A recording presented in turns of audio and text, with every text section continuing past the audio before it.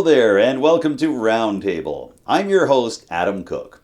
This week we're going round the Richmond Council table as we review several items that came up during the latest Committee of the Whole meeting for Richmond Municipal Council in Arishat. And it covers a wide gamut, everything from the Cape Breton Island Tourism Marketing Levy to funding for special events happening in different parts of Richmond County to offshore wind, which we'll get to in just a moment or two. You're also going to hear about the progress of a special monument in Petit de Grat that's designed to cement the Acadian history and culture of the community. And speaking of Acadian issues, our Front Porch segment for this week's edition of Roundtable speaks to the Minister of Acadian Affairs, Colton LeBlanc, about his government's new plan to attract more French-speaking immigrants to Nova Scotia. But we begin with offshore wind, specifically about a major announcement made about the offshore wind sector just a couple of weeks ago by the Member of Parliament for Cape Breton-Canso, Mike Kellaway. The warden for Richmond County, Amanda Mumberket, was at that announcement in Port Hawkesbury, and she had an update on how that's coming along at the latest Committee of the Whole meeting for Richmond Municipal Council.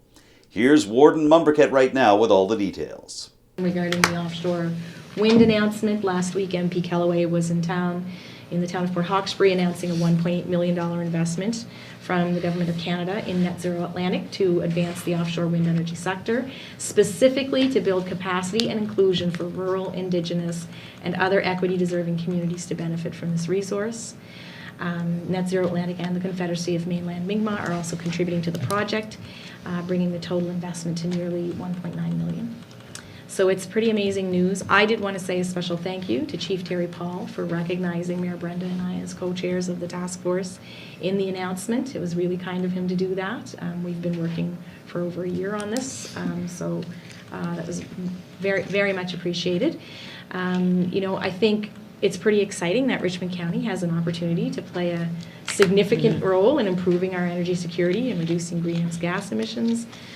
But we do need to continue to engage all stakeholders to ensure we use the approach of sharing our ocean and wind resources responsibly, which has been a guiding principle of the Offshore Wind Task Force, but needs to be front and center in kind of engagement and decision makings that we have going forward, particularly, I would say, with regards to our First Nations communities, but also to our fishers, right? So, so anyway, great news, exciting times, and of course, all supporting, the clean fuels drive that's happening in our region right now as well. And maybe as an aside to that, I will also mention that on between Wednesday and Thursday, we hosted, I guess, one of the largest offshore wind developers on the planet here in Richmond County. Looking to check out the region, look at the opportunities here, and I have to say one of the things that stood out for me the most was, they said, oh well, we knew Everwind was here, but we had no idea of the industrial community that's here, and they were blown away by it. So I like that. Yeah, so it was really great. Yeah. Did you know that Richmond County is currently working on an active living strategy and recreation plan for county residents? 2 different consulting firms are helping the county flesh out the plan, specifically Upland Planning and Design Studio, which just crafted Richmond County's newly approved strategic plan, and Rec Consulting Group. 2 members of that last group spoke to Richmond Municipal Council's Committee of the Whole meeting last week to provide an update on the active living strategy and recreation plan.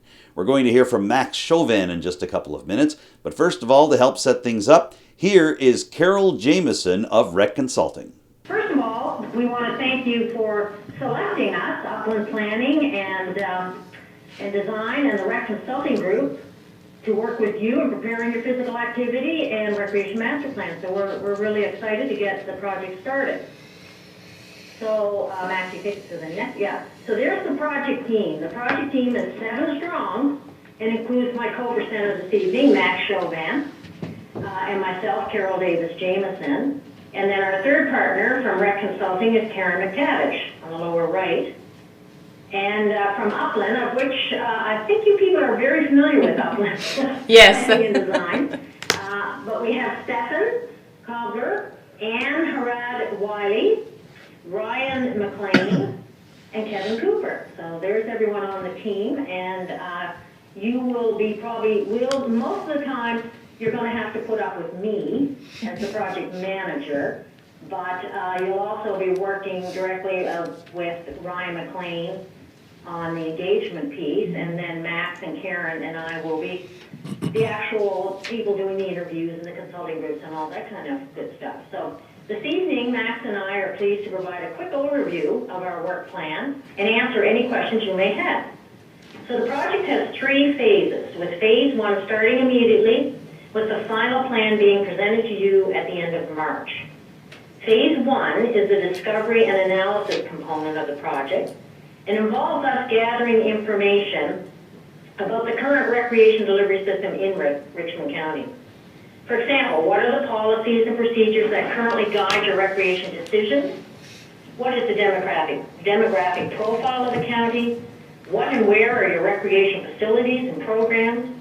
What role do volunteers play? What are the trends that are currently affecting rural recreation? We'll also review your approaches to funding recreation. So by mid-December, we will provide a report that captures all that information from phase 1, titled The Current State of Recreation in Richmond County, before moving to phase 2. At the end of each phase, there will be a report, of course. So now I'm going to ask Max to speak to phases 2 and 3. So good evening, Warden, and through you to the councillors and staff. Phase 2 is community consultation. So we'll begin this work in December and proceed through to the middle of January. The first step here will be with Ryan, who is our expert in engagement on the project. And she will design with you an engagement strategy. How do we go about getting information, getting opinions, getting ideas? Who do we talk to? And so on. And with that strategy, we'll also produce some collateral, whether it's interview guides, social media posts, things like that. This will sort of be the public launch of the project. So in phase 1, we're really gathering current state information. And here we gather the opinions of citizens and councillors and so on. So there will be a user survey. There will be opportunity for online input. We will interview staff. We will interview each of the councillors. And for staff, generally, we talk with the CAO, we talk with the senior recreation staff person, and a couple of other folks. We will be asking you to identify user groups that you think are important for us to talk to. So who are those major groups in the community that are involved in recreation? And these differ from project to project, because depending on what your recreation resources are, you have different stakeholders and groups that you'll want us to talk to. But as an example, you might have a group of folks who are all involved in outdoor recreation, and you might want us to talk to them. You might want us to talk to sport groups. But all of that decision-making and discussion will happen in 2.1, the engagement strategy. We'll also hold some stakeholder meetings, and in the end, we will produce an engagement summary, or as I've often called it, a what we heard document. Once we have that in the current state, we then move into phase 3, which starts in the latter part of January and continues through really until the end of February. And then March is spent getting the final project document completed and wrapping up. But in that phase 3, we will draft mission and vision statements for recreation. What is the job of recreation in your community? What is recreation? What's the dramatic difference that recreation is trying to make? We will talk about programs, facilities, and trails. We will provide you with some recommendations around programs and services. We'll talk about how to engage the community on an ongoing basis so that you collect feedback, able to apply that to future decision making. We'll talk about partnerships that are important, policy recommendations, funding recommendations, and all of those recommendations We will rate based on a phasing system. So we will articulate those things that we think are immediate, those things that are medium, those things that are long-term. And then we'll draft a plan. We will do a draft presentation where then you'll be able to have some feedback, and then we'll come back with the final presentation. So that is how, over the next 5 months, the project works out in the key phases. What we didn't want to spend an enormous amount of time talking about this, but wanted to make sure that you had sort of a good picture of how it's going to flow, and would like to open the floor up now to hear if you have questions or things that you're not sure about, and that we could answer so that you know exactly how we're proceeding forward. Thank you so much, Max and Carol. Councillors, do you have any questions for the team? I do. I have one question. So the stakeholder meetings, I'm assuming, are those going to be in-person meetings? Are they going to be like public types of meetings? Or, you know, are we going to have public consultation in terms of, will we have locations where people can come to share input, both from the public and then also from user groups? Or do we have a general plan for that? That will sort of be articulated, I think, when we have the engagement meeting with Ryan to talk about how do we do it. Different communities want different things, and while we sort of have an envelope to work in, we can restructure that depending on what you think is best. For a lot of groups, the general public input is done online, with then meeting with like-minded groups of citizens.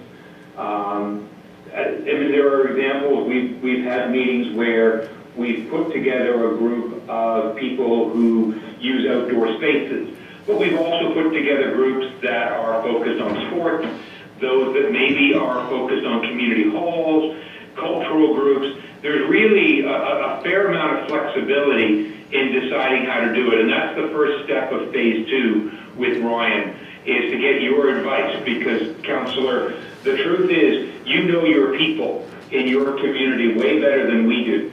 And so we'll be looking for you to provide some advice around how to do that.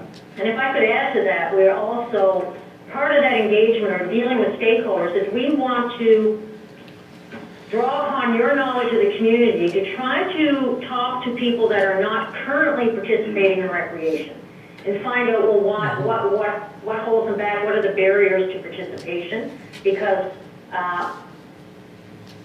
we want to help you in terms of long-term planning. How do you get to non-users is a word that you hear quite often. We also would like to talk to perhaps people who are not fans of Richmond County government, Richmond County recreation, because they'll have interesting feedback for us too. But again, that is something Ryan will talk to you about, and you'll have significant input into how do we do that, who do we talk to, what kind of format we use. If you're watching Telile regularly, you may have seen our coverage of the special ceremony that unveiled a new monument that celebrates the Acadian history and culture of Petit de Grat. Gabrielle Sampson put that together as part of her work as the Telile French language correspondent for our news team, and you're going to see some of that footage in this next item, which sees the Administration Portuaire de Petit de Grat making a funding pitch to Richmond Municipal Council, and Richmond councillors trying to figure out how they can help out with the funding of that monument project. So let's hear what they had to say at their latest Committee of the Whole meeting. Jason Martel, our CFO, has provided correspondence regarding 2 grant requests. The first one from the Administration Portuaire de Petit de Grat for a Type 1 infrastructure grant fund in the amount of $10,000 towards the sort of the monument that was unveiled some time ago and sort of some of the assets kind of immediately surrounding it in our harbour area. So I'm not sure if anyone would like to speak to that. Councillor? Yeah, Warren Market, thank you. So that project has been ongoing for a while. It's been a vision of the community for a while, and some of the stages are in place now, and that monument is in place and was unveiled. I've gone to look at it, and it's a beautiful monument, a beautiful piece of heritage and culture for our region, right? So I applaud everybody involved. I have to say, it is beautiful. The design is quite stunning. It's also really, it stands out from other monuments. And I was on the Halifax waterfront recently, and you kind of become, there's so much going on the Halifax waterfront. You don't see, you're kind of become blind to some things. But certainly the monument that's on the Halifax waterfront, I immediately recognized it and thought, oh, here's another one in the network. As an Acadian region and an Acadian province, like it was really interesting. And it's interesting how these monuments across the province connect the Acadian communities together, and I think it's wonderful to be part of that network. And I think it would be wise for us to mention that Richmond County is recognized, recognized on the monument here as well. So, thank the organizers for that. So, just regarding the grant request, they have requested $10,000. Which I think had come from a discussion maybe a little more than a year ago. It's been some time now. And so the official request is in. Obviously we don't have a lot of money left in our grant program at this point. But I did chat with Troy very, very quickly as the meeting was getting started. And, we do, again, have that harbor or waterfront, those funds, similar to how we supported the Forge the last meeting with their grant request. So we could, in order to reach the 10,000, we could look at tapping into the fund. And ask staff to maybe come back with a confirmation or at least a recommendation that this would qualify for Canada Community Build Funds. I know there's no guarantee at the beginning, but we could look at tapping into that fund that we set aside. Yeah, that's where I was going to go with this request is through the CCBF fund, and again we allocated I think it's 50,000 for waterfront harbor development. So when you look at that CCBF fund, you look at point 16, 17, I know I keep repeating myself, but when it comes to recreation, tourism, culture, right? So those points would fit this, but we also, we allocated those funds for harbor development, right? So I would like to see us look into that to see if we can fund the 10,000 through that allocation. Okay. Thanks, Councillor Sampson. Is there any other discussion on this item? The only concern I had when looking at the application that was submitted, right, is that, one of the points is that the project cannot start before approval is given. Now, if we go through the CCBF, that's a different, it's not this application, because we don't have that on this application. Like, do you want to apply through the Canada Community Building Fund? We don't have that, and maybe we should consider what we're going to do about that, just throwing that out there. But, I mean, this project has started, so technically, would they be eligible? Let's even pretend we had enough money in these funds to give it out. Yes. I had somebody else ask me about a project, and they said, we're starting, and I said, if you're starting tomorrow, right, you can't apply, because that's the rule. Yeah. It looks like there's additional work, and I don't really know if they've cut it up into phases, but there's additional work that I think they were looking to put this towards the flagpoles. And they're putting shanties. Then we maybe need to sort of identify that, it could be a phase of a project. I'm just feeling like there's some gray zone here that I don't love. I'm not a big fan of that. So we may want to just send that back to bylaw policy to kind of clean that up a little bit, or clean up our application, like whatever our intention is. Again, I don't know that necessarily applies here, because I think if we can do it through CCBF, we may consider that. And then, but that was one of the things that sort of, as I initially looked through it, it started, the monument is ordered, like there's a lot of stuff on the go, so they haven't really identified, they've actually identified that our money would go towards the monument, but that's already on the go, so I'm just... good point. I think I'd share some of those same concerns, only because I had a project within District 5 that they had to withdraw their grant application, only because, as it turned out, the contractor was able to start sooner than originally anticipated, And so by that time, they didn't want to hold anything up, so they withdrew their application because of that. That being said, I also think that, what Councillor Sean Sampson said makes a lot of sense, where under this waterfront development, it does seem to fit that very well. So I'd definitely be in favor of having staff look into that if that were to qualify under that program. I think that would probably be our best course of action. Great. Thank you, Deputy Warden. Did we have a motion, and maybe it wasn't in this, a motion, but was the initial ask for 15, and didn't we not agree on 10? So there was no official agreement from council. There was a sort of discussion point around the 10, but it did originally begin at the 15 request. Yeah. I thought, and I guess we'd have to go back and check, but I thought that we were okay with the 10 as long as Richmond County was recognized in the. Yeah. And now We that, didn't approve it. We didn't approve it though. Yeah, there was no It was motion. discussion. I don't know there was motion. motion, but there was definitely discussion around the, But their project was held up because they needed to have the proper permissions, and then that's why Right. it's sort of like it pushed to the side while they were dealing with all their permission pieces, which clearly they have now, right? Yeah. Yeah, They had a little bit of a path to get to it, but they got it, so that's That's right. great, Yeah. yeah. And looking back at my notes, that's exactly what it was. The initial ask was 15,000. Yeah. And then we asked, if we could get, if we invested 10, would it still include the logo, our logo on the monument? And it was agreed, that would be fine. But again, there was no motion put on the table or anything. It was just open discussion. That's right. Yeah. Yeah. Okay, so it sounds like we have agreement maybe to ask staff to go back and look at applying the $50,000 fund that we put aside during budget through CCBF. Maybe just to make it official, I'd request a motion to that effect. Yeah, I'll make that motion. Okay, thank you, Councillor Sean Sampson. Thank you, Warden. I'll second that motion. Councillor Mike Digdon has seconded the motion. Is there any further discussion? All those in favor, please say aye. Aye. Those opposed? Okay, that motion is carried. And now it's time for our regular Front Porch segment here on Roundtable, which takes a look at newcomer and immigration issues that are taking place right here in the Strait area.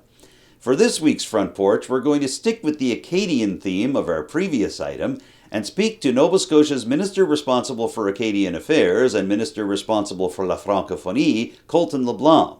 Minister LeBlanc and Nova Scotia's Minister of Labour, Skills and Immigration, Jill Balzer, were in Clare not long ago, making a special announcement about a French-language immigration strategy for Nova Scotia.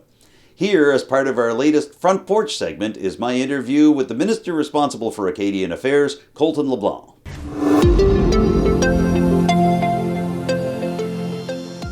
And now, joining us once again on our Telile airwaves, we're pleased to welcome back the Minister responsible for the Office of Acadian Affairs for Nova Scotia. He is Colton LeBlanc. Minister LeBlanc, thank you for joining us again on Telile today. My great pleasure. Thanks so much for having me, Adam. So we have you here because we've just wrapped up National Francophone Immigration Week. And as part of that, you and your government made a big announcement about a new Francophone Immigration Action Plan.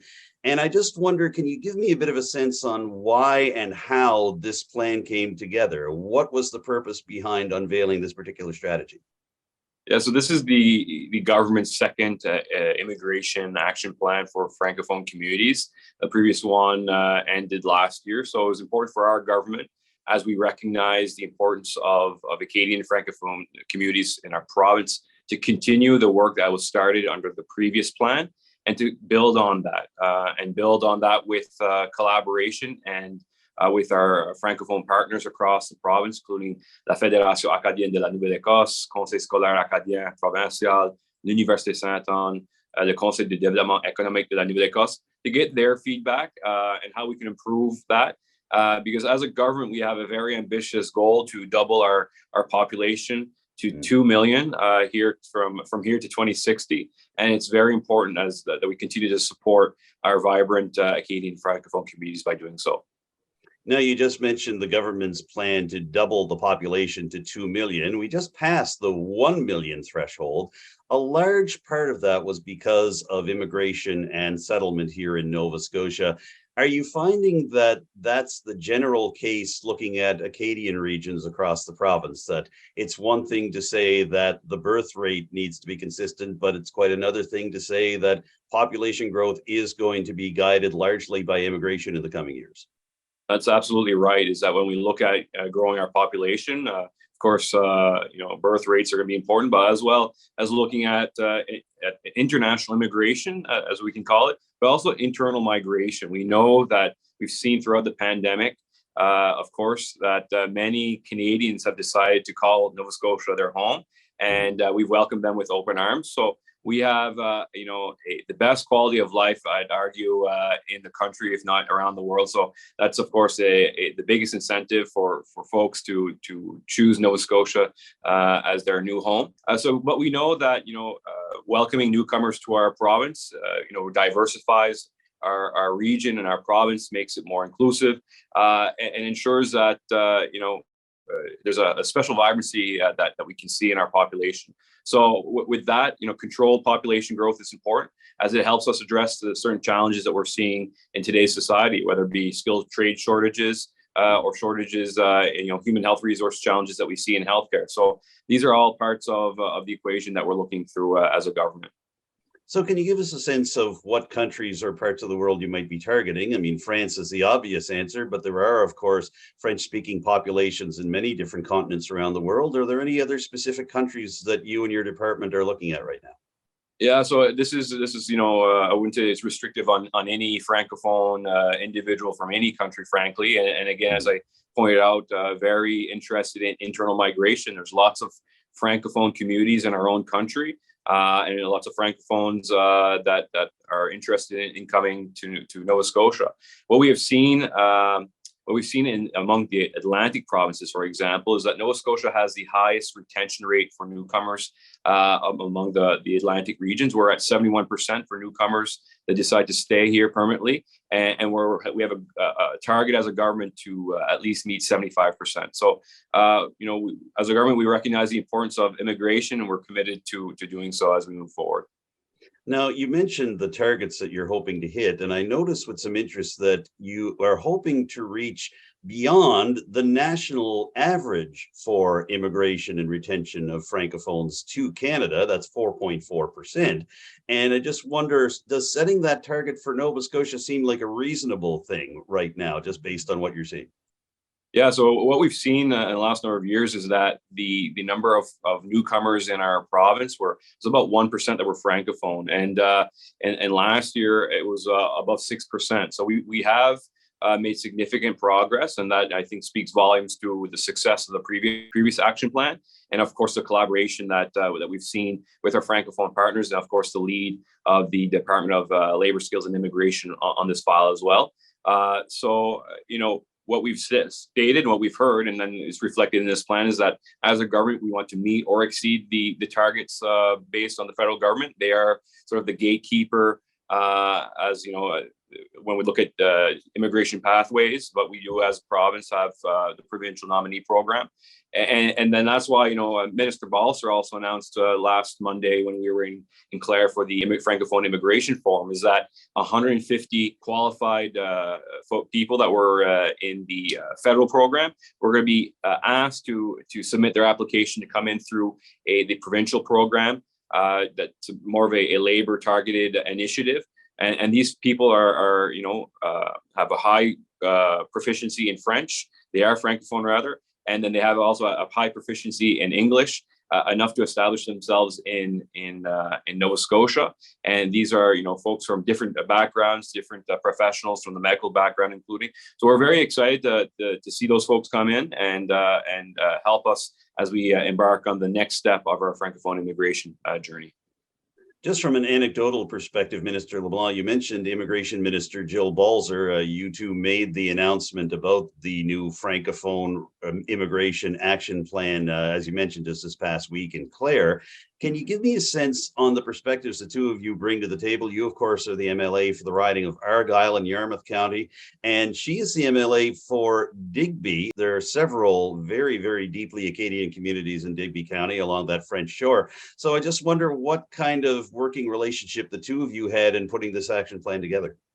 No, it's been a great and it's very positive working relationship. I have a lot of respect for my colleague, Minister Balser. She has certainly a passion for her department, and her past professional background is working with newcomers, in fact. And in her constituency of Digby-Annapolis, there are a number of Ukrainian newcomers that have established themselves in the Cornwallis area. But Minister Balser brings a particular passion and drive for this file. Currently, she's in France and will be later traveling to Morocco, part of international efforts of promoting our beautiful province and encouraging qualified Francophone newcomers to come to our province. And I have the utmost confidence that she's going to do a tremendous job there. Finally, as we're winding things down, Minister LeBlanc, if somebody is watching this interview either on TV or online here in our region, in Richmond County, in Isle-Madame, how can they get involved in taking part in this Francophone Immigration Action Plan? Are there any ways that people can contact either your department or the Immigration Department or both at the community level to help move this along? Absolutely. I mean, we're always, as a government, open to feedback, and certainly, as I stated before, is that the success of creating this new action plan that will carry us through to 2025 was truly a collaborative effort with our Francophone partners that I've previously named. So certainly engaging with those partners would be welcomed as well. And as it's one of the key pillars of this action plan is mobilizing our resources, our local resources. So again, it's going to be the success of welcoming newcomers, whether it be Francophone newcomers or anybody else, is ensuring that our communities are welcoming and thriving. And that's what we see. That's the Nova Scotia way, that we always do. And we're gonna see some good progress with this report. All right, we look forward to seeing what happens there. We've covered a lot of ground, Minister, in just a short time, and I expected we would. Did you want to add anything else about this before we wrap up? No, I just thanks so much for the opportunity to provide some comments on this. It's an important initiative for my Office of Acadian Affairs and important for our government as a whole. Well, we look forward to seeing how this unfolds in the months and years to come. But in the meantime, thank you very much, Minister LeBlanc, for joining us here on Telile today. My pleasure. Anytime, Adam. Colton LeBlanc is the minister responsible for the Office of Acadian Affairs for Nova Scotia and also the minister responsible for La Francophonie. Now, we spoke a little earlier on about a funding request from the organizers of a special monument that celebrates the Acadian culture and heritage of Petit de Grat. Well, there was another funding request made to Richmond Municipal Council at its latest Committee of the Whole meeting. That came from the organizers of the Festival of Trees, which has taken place for over a quarter century in Richmond County. The 2022 edition is coming up later this weekend. Is Richmond going to take part? Well, yes, they are, and you're going to see how they came to an agreement to be able to help fund the Festival of Trees. Here is Deputy Warden Brent Sampson setting things up. He was sitting in for the Warden of Richmond County, District 4 Councillor Amanda Mumbercat, who declared a conflict of interest in terms of the Festival of the Trees funding request. So here's Deputy Warden Sampson to guide things along. Okay, so we had the grant application from the Village on the Canal Association. It was included in your package. I believe they're looking for $1,000 towards the Festival of Trees. I don't know if there's any, open up for any discussion on this, where councillors felt they wanted to go with this request.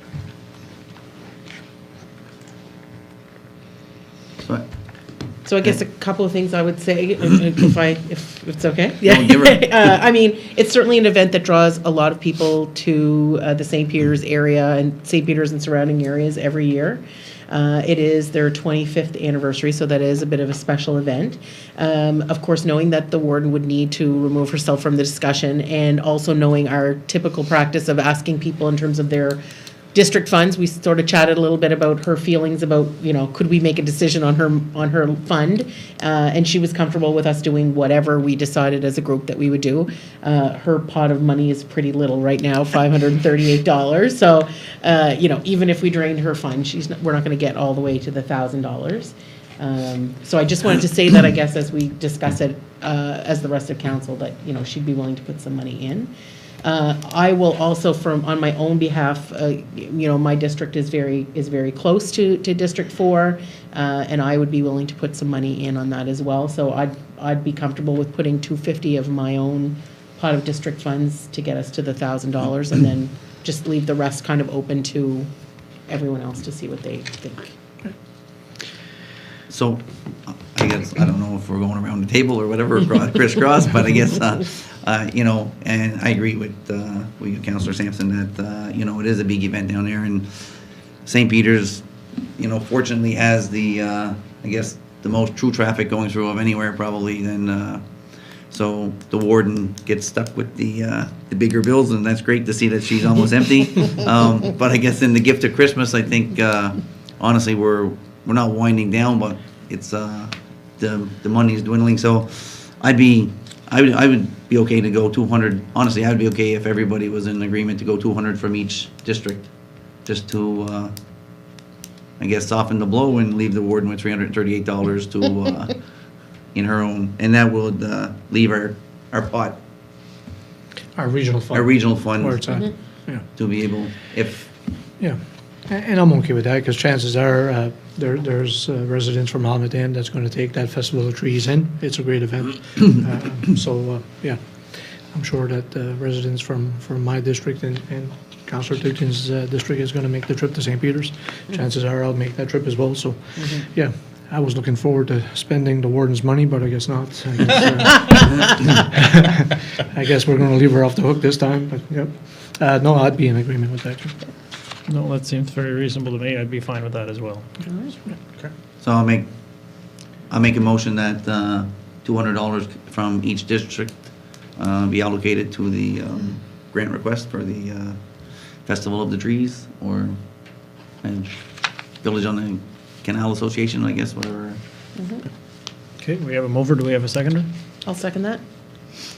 It's been moved and seconded. All those in favor signify by saying aye. Aye. Those opposed, nay. Motion is carried. Telile Community Television is going to spend some time over the next few weeks of programming looking at the new Coastal Protection Act that's supposed to become Nova Scotia legislation in the new year. Some people are concerned about the impact that the Coastal Protection Act could have on their homes in addition to their properties. And Richmond Municipal Council and the Eastern District Planning Commission had some concerns of their own. They've been forwarded to the Minister responsible for Natural Resources and Renewables, Tim Hallman. Here's Richmond Warden Amanda Mumberket explaining the correspondence and the response that was received from the Department of Natural Resources and Renewables only a couple of weeks ago. There were a couple of letters, one from Eastern District Planning Commission with the letter to Minister Hallman regarding the Coastal Protection Act, and one from Environment and Climate Change regarding EDPC's letter regarding the Coastal Protection Act. So you saw the reply come through. And unless there's any questions, those really are there for information purposes only. Not often we have both the letter and the response Yes, at the same I time. know. Yes, I will say from the response, it certainly seemed like we maybe hit a nerve or something there because their He reply was not came very quickly, pleased with our. and it was quite emphatic. And you know, I Sean and I are both members of the board of Eastern District Planning Commission. We fully supported that letter. Those are pertinent questions to be asking. The information from the NSFM conference, I know I sat at a table with a representative who was working on the Coastal Protection Act for the province, and some of the concerns I raised were certainly, I would say, addressed by him in comments. I don't, about maybe there's not going to be very much administrative burden. However, folks who are more, folks who are around the EDPC table that are very involved from the municipal perspective are not convinced that is the case. So I think there is still some back and forth to be done there, and something we want to keep on our radar. Yeah, for sure. I'm concerned that the people who are actually going to be doing the work are anticipating that it will be a burden, yet the people who are not doing the work feel it's not going to be a burden, and obviously that doesn't seem to make sense. Right? The experts in the field, the people who are doing the work, feel it's going to be a problem. And I mean, again, it's just another example of, some provincial mandates that have been pushed down to our responsibility. So that's a concern to me. And I think at the end of the day, the position is it's a provincial act, it's provincial regulations. It should be regulated provincially, and that's the stand I think many municipalities are taking. Yeah. And the solution that was presented through, through John by the EDPC board of, let's just make this something that the province approves it, you come with your certificate that says That's right. we're good to go, Yeah. and then they just do their normal processes. Yeah. Sounded like a really reasonable solution. Yes. And now, here on Roundtable, we have an update for you on a story we've been following for the past few weeks regarding the Cape Breton tourism sector. You might remember that Destination Cape Breton Association has been calling for an increase in the Cape Breton Island Tourism Marketing Levy. That's a special room rate that's charged to everybody who books accommodations of a certain size across the island. Well, the provincial government has approved new legislation giving municipalities the chance to raise that tourism marketing levy if they want to. So, how is that playing out on the Richmond County level? Here's Richmond Warden Amanda Mumberket speaking at the latest Committee of the Whole meeting for Richmond Council to explain where we are now. So Terry Smith, regarding the Destination Cape Breton request for support for the provincial amendment to the marketing levies, and I believe, Troy, you might have something to I did, yeah. We, through Shelley, we reached out to 5 of our neighbors just to see what they were doing, and most are either waiting or haven't done anything about it, and one is bringing it to council now because they weren't even aware of it. So, Shelley was bringing it to their attention, so it just didn't hit their radar yet, which seemed odd to us, but that's the other all right. municipalities. Yeah, and then 2 of the municipalities, or one of the municipalities hasn't gotten back to us yet. Okay. So it just doesn't seem like there's a whole lot of action, but there is some wait and see going on to see what the province actually does with it.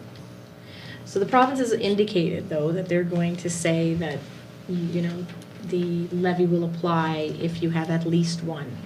They've made it clear their plan is to leave it up to municipal bylaws to determine the number of units before an accommodations provider would have before the levy would kick in. So the ball is firmly in our court, and Yeah, was it not, and I could be wrong on this, but from what I understood from the province, was it a bill they passed that basically just allowed for the 3%, Yes. but it's not, it would still be up to us It to would still be up to decide us. whether or not, yeah. Well, it would be up to us to put the parameters around it. So if the 3% is the levy, which is a reasonable levy when you looked at the information that Terry presented to us. So the 3% is the levy amount. When does it kick in is the question.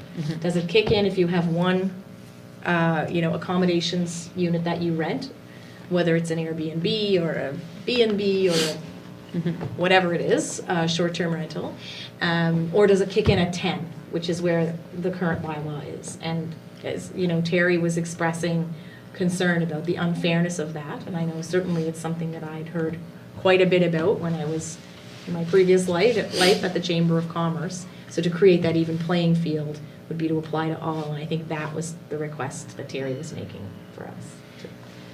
I just, as long as I thought it was still twofold in the sense that it would still be to approve that 3% as well, right? Yes, it is for both. Yeah. She was trying to make sure that all 5 of the municipalities in Cape Breton would do things together at the same level as well, right? Yeah. So we didn't have one rate in our county and another rate in Victoria. Exactly, yeah. Well, I don't think the Act will allow for that, right? Based on what he I thought the showed act was us. that it was a uniform rate across. Right. Right. Yeah, That wasn't a deciding factor. yeah, the rate wasn't. The rate wasn't, Wasn't the issue, it was when does it kick in is the biggest part of the issue. At 10 units or 1 unit or. Yeah, exactly. I think in reality, when we look at it though, with all these businesses, whether they have 10 units, 5 units, 2 units, 1 unit, they're all benefiting from this marketing All of at the them end of the are. day. there. Absolutely. So, to me, it only makes sense to have it across the board. Okay. So then do you think we're ready to jump? I always, I don't like I know said what- last I time, don't somebody know what has to other- go first here. Yeah, and I don't know what other information we'd really need. And if, if other councillors aren't comfortable with it, that's fine too, but I'm not sure what more information we could gather other than if other municipalities were going ahead with it, but we'd only be just following suit. So, it might be better to find out how we feel as a council this evening, if people are in favor of that. I'll just sort of read the email that we would have gotten from Terry in early October. So basically it just said, proposal approach would replace the current legislation with a new province-wide act to govern marketing levies. The understanding is that both municipal elected officials and senior administrators have been invited to take part in consultations. Okay. They offered 3 suggested changes. So the 3 suggested changes that Destination Cape Breton presented were, 1, that the new legislation would state that the levy will apply to all fixed roof accommodations, as defined in the Tourism Association Recreation Act, which includes Airbnb and VRBOs, regardless of the number of rooms. So that's one thing that they want to see changed. The second is that the language for usage of the funds be changed to, funds collected will be used exclusively on activities and programs that directly support the development of the tourism industry and marketing of destinations from which they are generated. And that would allow the funds to be used to address like workforce shortage in addition to marketing, because I think the original verbiage talked about marketing in the area. Yes. And then the third one was that there is a seamless process to replace the current Cape Breton Island marketing levy with the new legislation, so there's no impact on planning and budgeting for Destination Cape Breton, so that it's a seamless transition. And no gap. So this is what he's asking for us to support them in those 3 pieces, to advocate to have the legislation changed to reflect those changes. Right. And I think I said it last meeting, I think that, somebody has to be the first to jump or not jump. And I think that those requests are reasonable. Destination Cape Breton does really great work. And I guess it comes back to my whole concept of when the experts tell you how something should be, perhaps we should listen to those. And I've maybe not been following my own advice there. If the folks at Destination Cape Breton feel that those are positive changes to the legislation, I think I'm ready to agree with them. At this point of the discussion on the Cape Breton Island Tourism Marketing Levy legislation, District 1 Councillor Sean Sampson brought up the work shortage that has impacted the tourism industry on a local and island-wide level. However, District 3 Councillor Melanie Sampson replied that the legislation currently passed by the provincial government doesn't necessarily impact this aspect of the tourism industry. The money can only be used towards marketing campaigns, Right. and it's not much use to market to get people here if we have no people to take care of them when they arrive. And I can tell you from co-hosting workshops with Destination Cape Breton, as I said in my previous life with the Chamber, we need them to be able to participate in that because they have the information. They have the research. So I can tell you, being in the restaurant industry and the food service industry, that worker shortage is a big problem in that industry, so in the tourism industry as well. Right. So, yeah. I guess the only thing I'd be skeptical is why is nobody moving forward? Is it because there's not enough information put out there yet? Or I just find it very funny that no other county has jumped the gun. Yeah. So Terry did say we were the first group that he presented to. The legislation is, it's a draft right now, and the request is, they're putting this forward as their position, Destination Cape Breton Association. I can't speak for other municipalities. Maybe they're thinking, well, that's enough. You know what I mean? That if DCBA is suggesting it, I think the fact that Terry came to us though with that request is something we should consider. I mean, the ask is clear, so I understand what you mean. I'm surprised the feedback has been that it hasn't hit their radar. Really, really surprised. So maybe this is a way that we can help it hit the radar. Yeah. Right? So similar to what we saw Warden Pitts do in Guysborough County with the letter to telecommunications. Right. Regarding telecommunications, expressing his support for Premier Houston's letter, so we could do something similar and say copy to all of the municipalities in Cape Breton. And in fairness, some of the other counties around us are dealing with things post-Fiona that we aren't, by the grace of God. And it may have got bounced right off their radar because they're dealing with other things and more pressing matters. Yeah. So. Fair. And that's for the increase from 2% to 3%, correct? So that's so he's not asking us for a letter of support for that. That's what the suggestion is in the new legislation. What he's asking us to support is that it applies to all, that the language be flexible to allow for help with addressing the workforce shortage, and that there's a seamless process to replace the old act with the new, so there's no impact on their cash flow plan. So we're not saying yay to 2 to 3, or like, Yeah. that's already, that's in the legislation. Yeah. And Terry is saying that they're okay with those decisions. It's just that as they reviewed the legislation, those were the 3 areas of concern that they had. So I would make a motion that we, if we can have more discussion after the motion, but I'm gonna make it Yeah. happen. So I'd like to make a motion that we send a letter of support to Destination Cape Breton, supporting the 3 points as outlined by Terry in his email of October the 7th. And further to that, I would say that we CC the CAOs and wardens of our neighboring, of the Cape Breton municipality, of the Cape Breton municipal units, and encourage them to join us in that Okay. support. I'd second that motion. Okay, thank you, Councillor Sampson and Deputy Warden. Is there any further discussion? Any other questions? No? Okay, so all those in favor, please say aye. Aye. Aye. Those opposed? Okay, that motion is carried. And wrapping up Roundtable this week is an item that shows that sometimes scheduling gets in the way of municipal councils getting their business done. The Property Valuation Services Corporation has offered a special set of sessions for Richmond Municipal Council and other municipalities across the province to learn a bit more about what goes into assessment values to homes and other buildings in any given municipality. That's been a big issue for Richmond Council and specifically for Richmond Councillor Michael Digdon over the past couple of years. However, it's not always easy to be able to get together to choose the right night for a session like this to happen. So here's the discussion that took place at last week's Municipal Council Committee of the Whole meeting. They've scheduled several sessions, 6 in total, I believe, from the correspondence.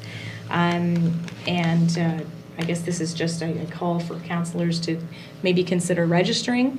I have registered for the December 15th session. I'm looking forward to that, and I will say, having discussed it really briefly with the contacts we met at NSFM, Troy was part of that conversation. I'm really looking forward to it. So any questions, I guess, from council or requests at this point to register for any of the sessions? They're free, correct? Or, Yeah. Yeah. And they did volunteer to do like a full session of just our council on another date in the new year, if you would like. So if these dates don't work. So. Okay. I think it's probably easier if we pick the ones that work for us in the fall than trying to herd us together. It can be a challenge. Just In the saying. snow. Especially as we head into the winter months. Yes. But they are open to virtual. Sorry, Councillor, they are open to virtual as well. I mean, I always like to do those things as a group. I feel like there's some benefit to that because we may have similar questions or, Yep. you know. Yeah. I'm looking at Wednesday, November 16th. Yeah, that might not work for me. That might be the only one. Is Yeah. that the one? Okay. Yeah, that's the only one. Yeah, so I mean, maybe to that point, maybe if we did book something, if we had something booked prior to these dates, I would feel better to kind of let these dates pass, but I don't want to miss the sessions. I do definitely want to go. Yeah. Okay. Well, they're there, and if you want us to register you, we can. No, But if you guys yeah, want to do it myself. on your Yeah. own with the RSVP, that's Yeah. fine as Yeah. well. Yeah. Okay. Okay. Is this open to the public as well, or just to the? I believe it said No, councillor. municipal officials And and senior staff. staff. Yeah. So just to be clear, like, we didn't get this email in our inbox, right? Because I don't remember seeing this. Could you just flip that to us perhaps in our email, in our inboxes, just so that I can grab the link from there to register? Absolutely. Awesome, thank you. Yep. Okay. Okay, so, well, if there's some interest in doing a group session in the Oh. new year, We could can we look at leave that. that with you to look Absolutely. at trying to Do you schedule like that better something? too? Yeah, well then maybe let's try that. Yeah, okay. All right, so maybe I could have a motion then to request that staff Only try to on Wednesday. book a group session for the new year? Yeah, Absolutely. They Okay. offered it, so. Yeah. well, yeah, it would be better. It would be great, yeah. Okay. All right, so could I have a motion to that effect? I'll make that motion. Thank you, Councillor Digdon. Could I have a seconder? I'll second that motion. Councillor Sean Sampson, thank you. Any further discussion? And if it were possible, maybe evening may work better. Yes. Yes. You know, Yeah. if that's Yep. if that's a possibility. Yeah. And if it's virtual, it's Yeah. pretty painless to make that happen for an hour, yeah. Great. And if it is evening, then Wednesday is on the Is table. okay. Yeah, yeah. Wednesday's okay in the Wednesday's okay? Yeah. Yeah, it's on the table if it's in Oh, the okay. evening, yeah. Yeah. I just have a big X on Wednesday. so. So does he. Yeah. So do I, yeah. Okay, so if there's no further discussion, all those in favor, please say aye. Aye. Aye. Those opposed? Okay, that motion is carried. And there you have it, folks. That wraps up this week's edition of Roundtable. Thank you for tuning in, and a big thank you to my interview guest this week, the Minister responsible for Acadian Affairs for Nova Scotia, Colton LeBlanc. Special thanks to my colleagues at Telile Community Television for filming and formatting much of the footage you saw in this week's episode of Roundtable. Specifically, thank you to Callen, Cowan, Nick Boudreau, and Becky Bourinot in regards to the Committee of the Whole footage from Richmond Council. And thanks to Gabrielle Sampson, who filmed and formatted the footage from the recent monument unveiling ceremony in Petit de Grat. If you have any thoughts or comments about what you've seen over the past hour on Roundtable, or just suggestions for some future shows, I'd love to hear them. You can contact me directly. My phone number is 902-625-8863, and you can email me using the address adamjrcook, cook with an E, @gmail.com. You can also contact Telile Community Television directly with your ideas and your comments. The station phone number in Arishat is 902-226-1928, and you can reach them by email using the address telile@telile.tv. Don't forget to follow Telile on social media. We're on Facebook, Twitter, Instagram, YouTube, and TikTok. And our YouTube channel features every single episode of Roundtable, including this one, as well as our sister program Telile 24/7, and several recent programs by my Telile colleagues, including several by Telile's newest French language correspondent, Gabrielle Sampson. For now, I'm Adam Cook. Thank you very much for joining us on Roundtable this week. I look forward to seeing you again next week with a brand new show. Bye for now.